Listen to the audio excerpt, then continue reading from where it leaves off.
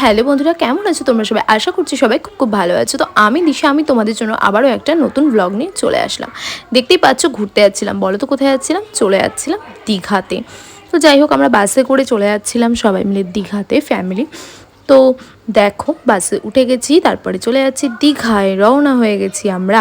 তো বাসে যেতে যেতে কিছুটা তোমাদের সাথে শেয়ার করছি, আস্তে আস্তে একটু দেখো। আর আমার ফুল ব্লগটা দেখে জানিও যে কেমন লাগছে।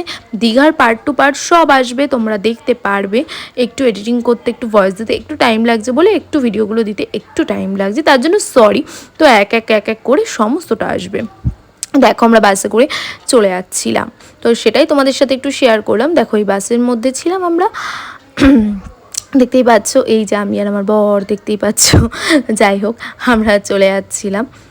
তো দেখো গঙ্গা, দেখলে তো, একে একে তোমাদের সাথে শেয়ার করছি। তো যাই হোক, পরে আরও ভ্লগ আসবে। আর আমার ভ্লগ তোমাদের কেমন লাগে তোমরা জানিও। আর তোমরা একটু দেখো ভ্লগগুলো কেমন লাগে, অবশ্যই জানিও। আর একটা কথা, তোমরা কি কন্টেন্ট মনিটাইজেশন থেকে পেমেন্ট পাচ্ছ? একটু আমাকে সবাই জানিও তো। তো দেখো, আমরা দীঘার হোটেলে চলে এসেছি। তো টাটা, দেখাবেন।